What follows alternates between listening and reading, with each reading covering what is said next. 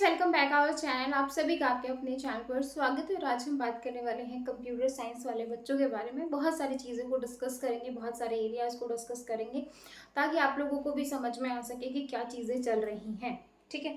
ऐसे तो बहुत सारे बच्चों को समझ में आ ही गया होगा कि धीरे धीरे जो है हर जगह बीएड जो है वो अप्लाई कर दी गई है।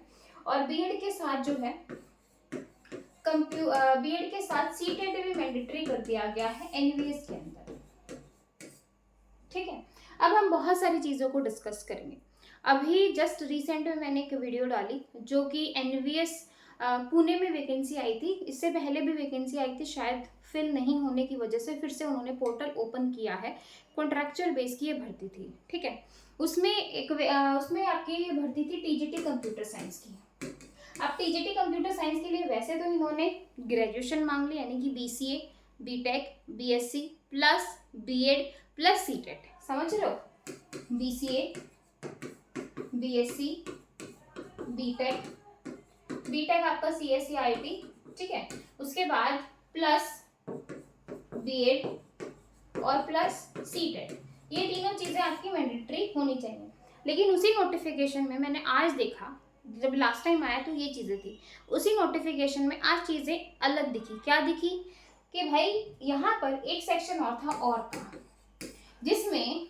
जिसके पास 4 इयर्स का इंटीग्रेटेड ग्रेजुएशन है, यानी कि जिसके पास बीटेक है, एनसीईटी से मान्य है ना, उसको बीएड की जरूरत नहीं है। ठीक है।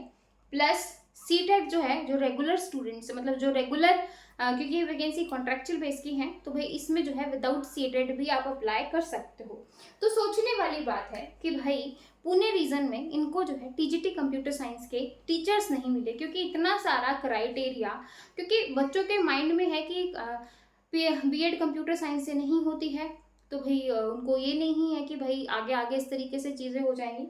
अब एक चीज़ और मैं एनवीएस की दिखा दूँ। इससे पहले जो आपकी लास्ट ईयर वैकेंसी आई थी वो नॉर्मल, जैसे केवीएस में भर्ती हो रही है, बाकी जगह भर्ती हो रही है नॉर्मल, बीटेक, मास्टर्स, बस इसके ऊपर है ना। 2023 में इन्होंने रूल आउट किए।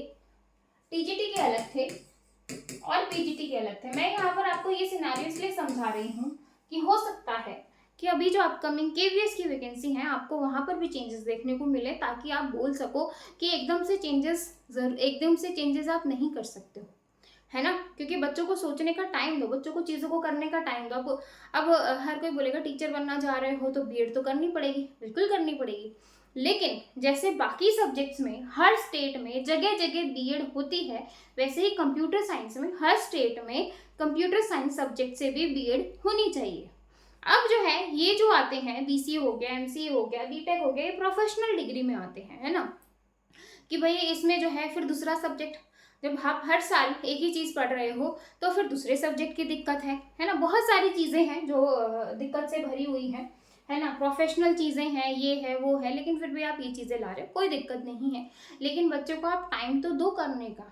2023 में एनवीएस के रूल आते हैं और जिनमें इन्होंने लिखा था कि भाई हमें बीएड चाहिए, हमें सीटेट चाहिए टीजीटी के लिए, पीजीटी के लिए हमें मास्टर चाहिए और मास्टर के साथ हमें बीएड चाहिए। क्या एक साल में बीएड हो जाएगी? क्या एक साल में बीएड हो जाएगी? 2024 में आपकी नोटिफिकेशन आ रही है, 2023 में आप बच्चों को इन्फॉर्म कर रहे हो, तो क्या वो एक साल में बीएड भी कर लेगा और क्या वो एक साल में सीटेट भी कर लेगा? और सीटेट करे तो करे किसमें? आप पहले सीटेट जो है वो कंप्यूटर साइंस में करवाओ तो सही।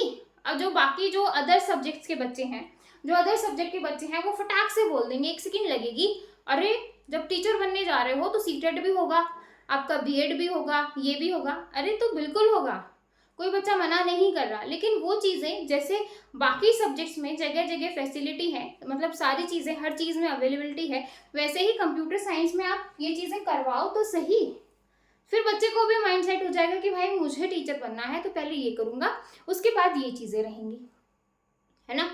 कि भाई मास्टर्स जैसे एमसीए पहले 3 साल की होती थी, अब 2 साल की होने लग गई है। तो जो बच्चे ये चीज़ें करके आए हैं, आप पहले जो है हर स्टेट में अप्लाई करवा दो, या फिर बच्चे को कुछ टाइम तो दो, 2 साल का, 3 साल का, या फिर इस तरीके से कि 2030 तक आप सारे बच्चे, मतलब जिनकी जॉब लग गई है, जिसकी लगने वाली है, या जो करेगा, कि भाई 2030 तक आपकी ये सारी चीज़ें होनी चाहिए। अगर नहीं होंगे तो फिर आपको बाद में हटा दिया जाएगा। ये होता है एक सही तरीका। है ना। ऐसा नहीं है कि आप एकदम से 2 महीने पहले रूल बता रहे हो एकदम से आप चेंज कर देते हो, है ना। कंप्यूटर साइंस वालों के लिए बहुत ही गलत जो है इस तरीके से चीज़ें हैं। सेम सेम मतलब ये तो सिर्फ एनवीएस की अभी बात चल रही है क्योंकि अभी रिसेंट में इसकी वैकेंसी आने वाली है। उसके अलावा चाहे वो कोई भी वैकेंसी हो, जैसे हरियाणा में लगा लो कि भाई एस्टेट जो है ये सेम चीज़ पर ले रहे थे।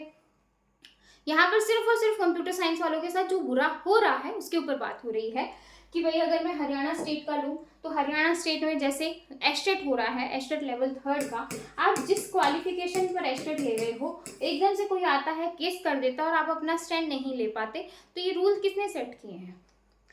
एस्टेट के रूल किसने सेट किए हैं? जिसने सेट किए हैं वो अपने ऊपर जिम्मेदारी तो ले सकता है ना कि भाई हमने ये सारी चीज़ें कम्युनिटी बनाई है और हर स्टेट और हर मतलब सेंटर के रूल अलग हो सकते हैं कि भाई ठीक है अभी तक तो ये चल रहा था, आगे हम इसमें इम्प्लीमेंट करके ये चीज़ें कर देंगे और जो बच्चे लग गए हैं या लगने वाले हैं उनको इतने टाइम तक जो है ये चीज़ें हम बोल देंगे कि मैंडेटरी है ना। नहीं करता तो उसको हम हटा देंगे।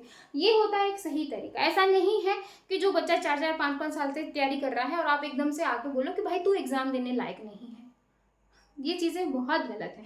मेंटली और फिजिकली किसी भी बच्चे को टॉर्चर नहीं किया जाना चाहिए, लेकिन यहाँ पर तो हर कंप्यूटर साइंस वाले स्टूडेंट्स को फिजिकली मेंटली हर चीज़ में जो है टॉर्चर किया जा रहा है, चाहे वो आपका सेंटर हो या फिर आपका स्टेट हो।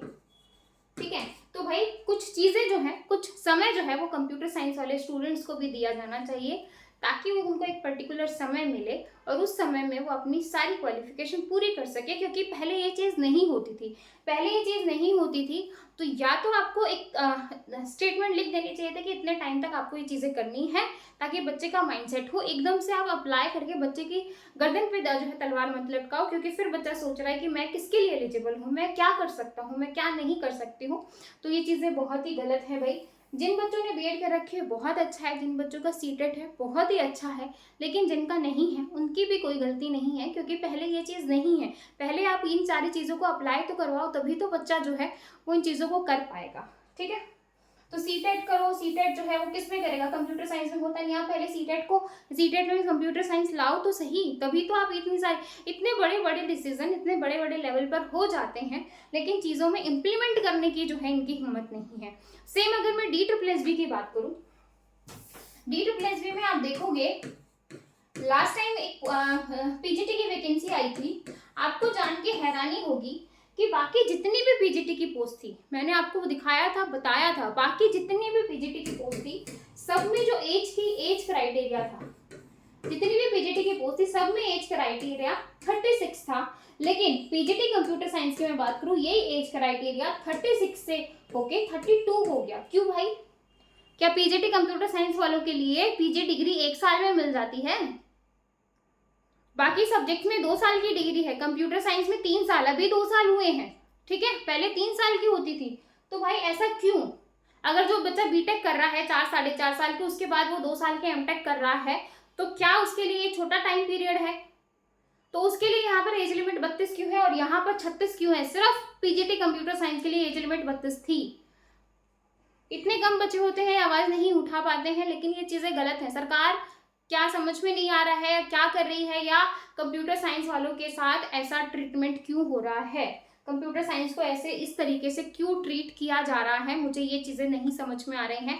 चाहे वो आप कोई भी क्राइटेरिया ले लो, कहीं से भी ले लो, कि भाई कंप्यूटर साइंस वालों के साथ ये लोग इसी तरीके से चीज़ें कर रहे हैं, जो कि बहुत ही ज़्यादा गलत है। ठीक है, तो भाई मेरा तो चाहे कोई भी हो, मैं यहाँ पर यही बोलूँगी कि कंप्यूटर साइंस वाला बच्चा, चाहे वो अगर वो टीजीटी पीजीटी एग्जाम की तैयारी कर रहा है, तो जो हमारी सरकार है, जो हमारी गवर्नमेंट है, चाहे वो स्टेट हो या सेंटर हो, भाई उनको जो है बच्चों को एक टाइम दे देना चाहिए। 2030 दे दो, 2028 दे दो, कोई भी एक टाइम दे दो कि भाई इतने तक जो भी वैकेंसी आती है आप अप्लाई कर सकते हो, लेकिन इतने टाइम पीरियड तक आपका बीएड सीटेट ये सारी चीज़ें होनी चाहिए। अगर नहीं हुई, अगर आपकी जॉब लग भी गई है, तो हम आपको हटा देंगे। मतलब इस तरीके से चीज़ें आनी चाहिए ताकि बच्चा जो है वो मेंटली फिजिकली ना हो। क्योंकि मेरे पास इतने सारे बच्चों के मैसेज आ रहे हैं, कॉल आ रहे हैं कि मैडम हम कौन सा फॉर्म भर सकते हैं, कौन सा नहीं भर सकते हैं। जो बच्चे कुछ टाइम पहले तक सारे फॉर्म भर पा रहे थे, वो अब एकदम से लिमिटेशन आ गई है कि हम कौन सा भरें, कौन सा ना भरें। तो ये चीज़ें गलत है। ठीक है, तो मेरी तो सभी से यही रिक्वेस्ट है कि ऐसी चीज़ें नहीं होनी चाहिए, बच्चों को टाइम देना चाहिए ताकि वो जो है इन सारी चीज़ों को कम कर सके। आप लोगों की क्या राय है मुझे कमेंट सेक्शन में ज़रूर बताइएगा कि मैंने जो पॉइंट्स रखे हैं क्या वो बिल्कुल सही हैं, स्ट्रिक्ट हैं। अगर नहीं है तो आप बता सकते हो, या जो मैं बोल रही हूँ मतलब जो सरकार कर रही है वो सही है या क्या सही है, आप मुझे कमेंट सेक्शन में ज़रूर बताइएगा। फिर मिलेंगे नेक्स्ट वीडियो में, तब तक के लिए bye bye, take care, thank you.